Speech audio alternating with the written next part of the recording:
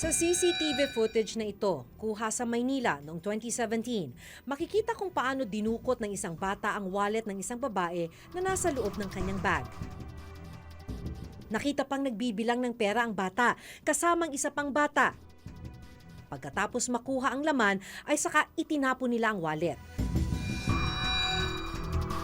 Noong 2016, nakunan rin namin ng video ang mga batang umaakyat sa mga truck para magnakaw ng mga bakal. Para sa ilan, ito ang dahilan kung bakit dapat babaan ang age of criminal liability ng mga bata. Pero para sa mga tutol, biktima rin ang mga batang nasasangkot sa krimen dahil madalas ginagamit lang sila ng mga nakatatanda o biktima ng kawalan ng maayos na pag-aaruga.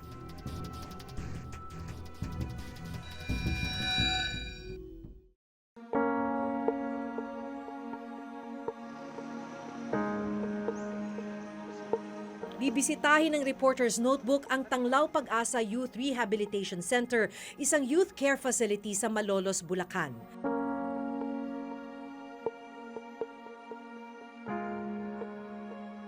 Ma'am, pwede bang pumasok? Thank you, ma'am. So ito, ma'am, parang ano to, kulungan talaga, ano?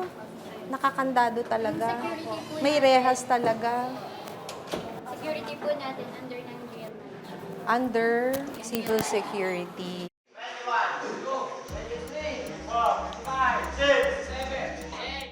Naabutan naming nagro-roll call ang mga residente sa loob.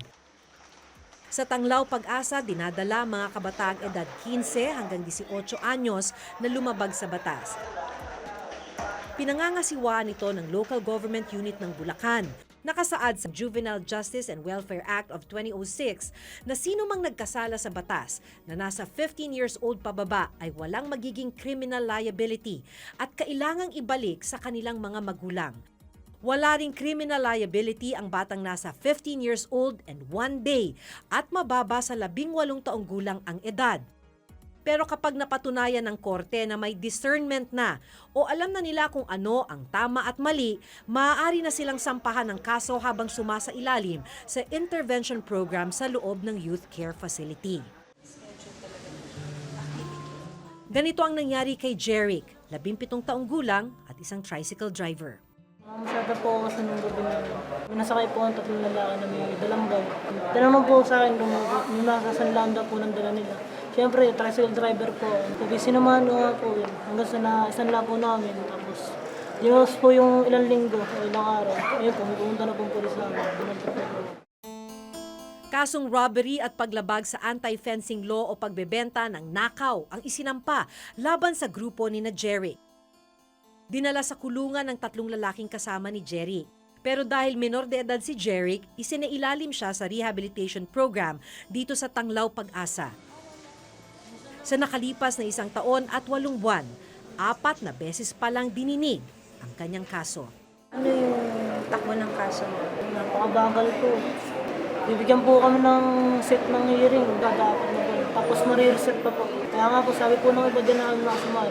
Marami na pong ano dyan, 10 years, 5 years. Kasi napakabagal po ang proseso ng kaso namin. Pangatlo si Jeric sa 5 magkakapatid. Hindi na nakagisna ni Jeric ang kanilang tatay. Mag-isa silang itinataguyod ng kanilang nanay.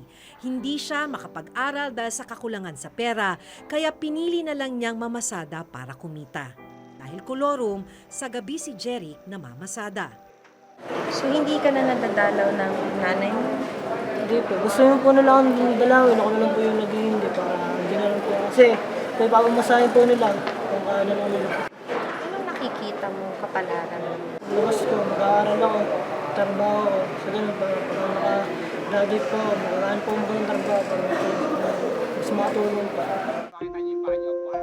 At dahil hindi na siya napapasyalan ng kanyang pamilya, dumidiskarte si Jeric sa loob para madagdagan ang pagkain niya. So anong ginagawa mo para makakain ng mas marami ba? Para hindi ka Ano po, kunyari. Kasi po yung mga samahan ko po dyan na laging dinadala. Minsan ako po nag-uuso na. Gara, ako na magluto dyan para makakain din ako. Kung magluluto, ang kapalit nun, Pagkain po. pagkain. Pero hindi lang pala mga menor de edad ang mga nakatira sa Tanglaw Pag-asa. So ma'am, 97, more than half. Yes, more than. Ma'am, matatanda na. Kasama nila yung mga bata. Wala ho kayong nakikitang problema doon? So far po wala. Hindi nyo ho nakikita na problema na dapat po Yes, we have nakahiwalay? tried na, we have tried na making petition na ililipat po sila sa adult na facility like provincial jail po. Pero yung mga judge po kasi, pag nakita po nila na upon commission of the crime, Minor. po, hindi po na Hindi pwede. Yes po, tsaka congested na po yung adult facilities natin. Oo. In fact po, dito sa Bulacan is more than 4,000 po. So mas kawawa naman Yes, po mas sila kawawa doon. po Kasi minor, when they committed the crime, minor sila. Yes po. In fact po, pag may doon naman sa adult facilities natin, pag nalaman na minor upon commission of the crime, nililipat po dito. Binabalik rin po Yes, rito. oo, para mabigyan ng intervention. Dahil mabagal ang usad ng kanilang mga kaso, dito na sila tumanda. Gaya ng nangyari kay Ivan. 17 taong gulang si Ivan nang ipasok dito sa Tanglaw Pag-asa dahil sa kasong panggagahasa. 24 na taong gulang na siya ngayon. Nandito pa rin siya sa loob ng youth care facility. Mabagal din po yung usad ng kaso ng proseso po nung kaso namin. May desisyon na ba? Opo, May desisyon na. may desisyon na po. Bago nagka-desisyon, ilang taon? Tumagal din po ng 6, 6 na taon? 6 na taon po. So ilang taon pa daw? Kulang pa po ako ng mahigit 2 years. Nararamdaman mo ba na sa tagal mo dito, parang hindi ka na naging bata? Opo, Ano yung pakiramdam mo? masakit po. Dahil yung kabataan namin, inagaw ng pagkakataon na to, na napunta kami sa gantong lugar. Namulat kami na nasa gantong gulang na kami na hindi namin nasulit yung kabataan nung nasa labas kami. Habang kinakausap ko si Ivan, may daing na inilabas ang kanyang mga kasamahan sa youth care facility. Kasi sa ginagalawan po namin dito parang daig pa po namin nasa kulungan totoo. Kasi dito yan lang po, yung paligid lang po na yung nilalakaran namin. So anong ginagawa ninyo sa isang araw? May paglibang po sa mga kasama. May paglaro po sa baba ng basketball po. Tapos, minsan po nanonood po kami ng movie. Yan lang po, sa ganung bagay lang po umikot yung araw namin. Mapipil talaga ng mga bata na sila ay parang nasa kulungan dahil una, hindi sila nakalalabas. Ang paglabas nila dito, kailangan merong court order. Ang problema dahil hindi umuusad ang kaso ng mga batang dito na tumanda, nagiging congested na ang Tanglaw Pag-asa. 4 na po lang dapat ang capacity ng youth care facility na ito. Pero sa ngayon, nasa 138 ang nananatili dito. Kaya talagang sobrang siksikan. Sa kwartong ito halimbawa, 36 ang nagsisiksikan, 8 ang kama. Sinasabi nga nila sa atin kanina na sa bawat kama, 3 ang nagsisiksikan. Yung iba, sa sahig na. 4 ang kwarto na natutulugan ng mga bata sa youth care facility na ito. Galing na tayo dyan. May 36 na batang natutulog dito. Pero dito raw sa kwarto na kung tawagin nila ay mapagbigay, ito na yata yung pinakasiksikan dahil nasa mahigit 40 kabataan yung mga natutulog dito. Tama ba? 40? 40 kayo rito. Kung 41 kayo rito, 7 ang kama, paano nyo pinagkakasya yung sarili nyo? Sa double deck po, 3 po sa ibaba, tapos 3 din po sa itaas. Wow, parang ganun din sa kabila. Halos lahat ganun ano. Pananghalian to. Ito na yung ulam. Sabaw ng pechay? May namin asin po sa tubig. Kulang po, pero may binibigay pa rin naman po sa amin. Kaya yung iba po sa amin nga sinasabi po kanina, yung mga walang dalaw, talaga, yun po yung dumidiskarte nyo na, kagaya po yan. Ako na maghuhugas po ng plato nyo. Basta bigyan nyo lang po ako ng pagkain. Ganun na po magiging diskarte po. Kaya po yung pagkain na nakadesenyo para sa 40 bata, hinahati po natin ang budget para po sa 150 bata. Kaya po, yung ilbis na magandang pagkain, mahahati po natin ito sa ganung bilang ng mga bata. Pangalawa si Vince sa 7 magkakapatid, parehong nakakulong ang kanyang mga magulang. Kasong robbery ang kinakaharap ng minor de edad. Wala rin naman pong maliliit pa po yung mga kapatid ko. Wala pong ibang tutulong sa kanila.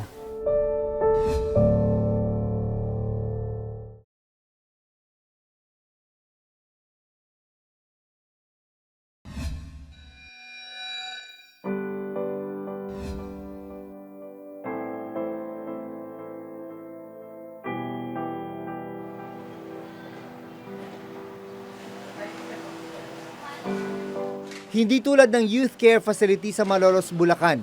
Mas maluwag at mas maayos ang kalagayan ng Bahay Pag-asa sa Valenzuela City. 50 ang capacity nito. Pero sa ngayon, 45 ang nasa loob na pasilidad. Isa sa mga minor de edad na sumasailalim sa rehabilitation program, si Vince, 17 taong gulang. Kasong robbery ang kinakaharap ng minor de edad. Pangalawa si Vince sa 7 magkakapatid, parehong nakakulong ang kanyang mga magulang. Wala rin naman pong maliliit pa po yung mga kapatid ko. Wala pong ibang tutulong sa kanila. Isa sa voluntaryong tumutulong sa shelter, ang dating residente na si Rafi. Hindi niya tunay na pangalan. Taong 2012, sa edad na 15, sinampahan siya ng kasong robbery with homicide. Kwento niya, 9 na buwan muna siyang namalagi sa isang detention facility bago inilipat sa Bahay Pag-asa. Na-convict si Rafi sa kaso, pero dahil katumbas ng pamamalagi niya sa Bahay Pag-asa ang hatol sa kanya, tuluyan siyang nakalaya. Nalaman ko nung bata pa lang ako, nung minor age, na ganito pala yung pwedeng mangyari sa akin. So, parang yung sa na-alarma na agad ako pag ganito yung magiging kapalit. Ganito yung magiging pwedeng mangyari. Sa bad side naman, na-late ako ng progress sa buhay. Nag-aaral siya ng kursong psychology sa isang universidad sa Valenzuela. Kaya sa mga libreng oras niya, tumutulong siya sa mga batang nasa Bahay Pag-asa. Kung tutuusin, nakasaad sa batas na dapat may sapat na pasilidad para sa mga kabataang sasailalim sa intervention program ng pamahalaan. Ang problema sa datos ng Juvenile Justice Welfare Council, sa buong bansa, 6 na lang ang mga youth care facility na hawak ng gobyerno.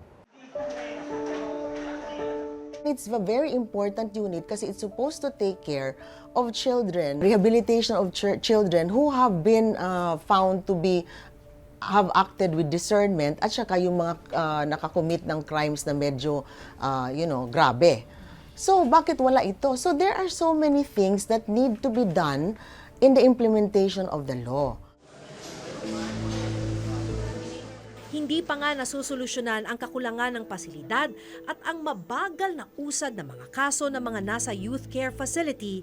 Ito ang House Bill 8858 na naglalayon na ibaba ang age of criminal liability. Sa first reading, lumusot na ibaba ang age of criminal liability mula 15 years old hanggang 9 years old. Sa second reading, ginawa nila itong 12 years old.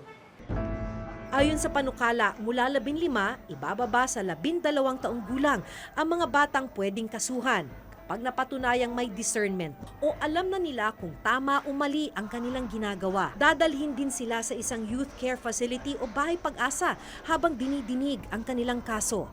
Magkakaroon lang ng confinement katulad ng binanggit ko in 3 instances. Number 1, the child in conflict with the law aged 12 and 1 day to 15 years old will commit or has committed the 10 serious offenses exclusive under the provision of the law. Number 2, in worst cases that a child in conflict with the law would be a recidivist, meaning paulit-ulit na gumagawa ng krimen even for petty offenses.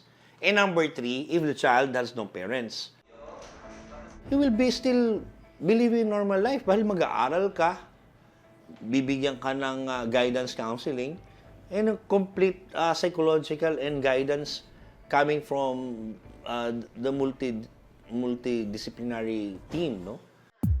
Kabilang sa sasailalim sa confinement ang mga nakagawa ng pagpatay o murder, kidnapping at serious illegal detention at robbery with homicide. Para raw ito sa kapakanan at proteksyon ng mga kabataan. May ilang bata raw kasi na nagagamit lang ng sindikato para sa krimen.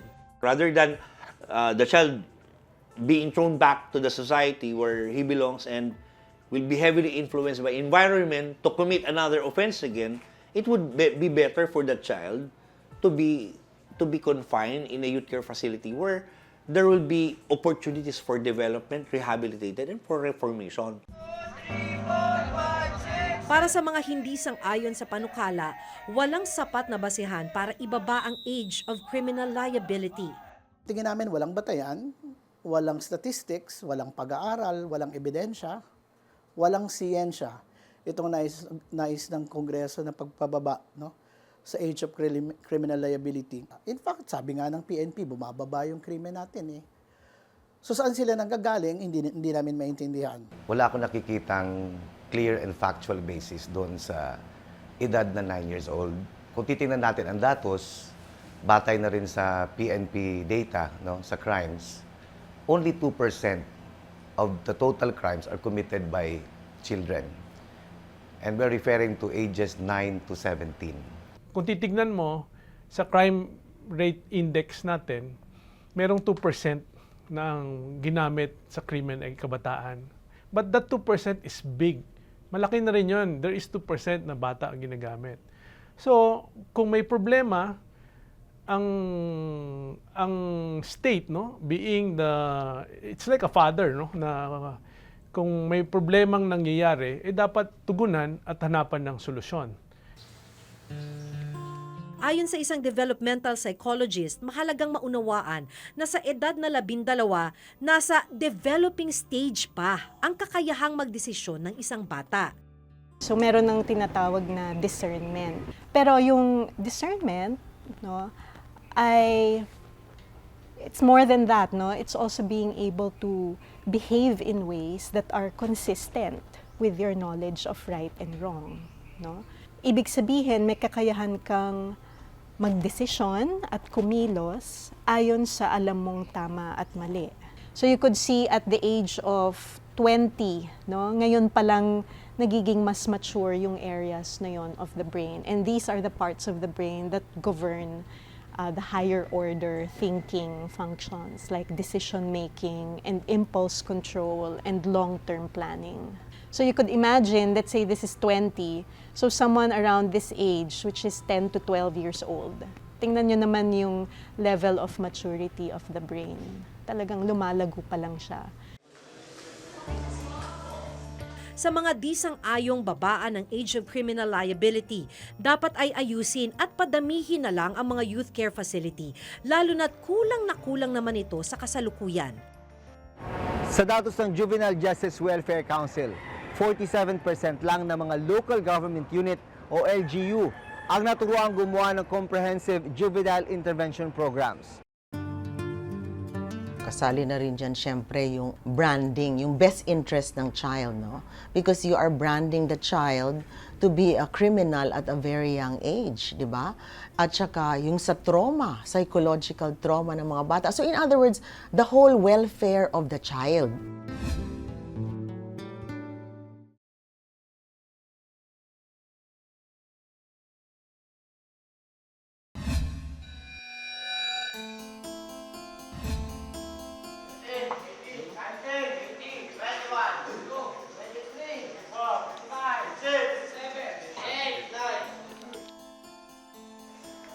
Nakapasa na sa mababang kapulungan ang panukalang babaan sa edad na 12 ang mga batang pwedeng kasuhan. Para sa mga tutol sa panukala, bakit hindi mga sindikato o mas nakatatanda na gumagamit sa kanila ang tugisin? Hindi ba't biktima rin ang mga bata? Hanggang sa susunod na Huwebes, ako si Maki Pulido. Ako si Jun Veneracion at ito nakatala sa aming Reporter's Notebook.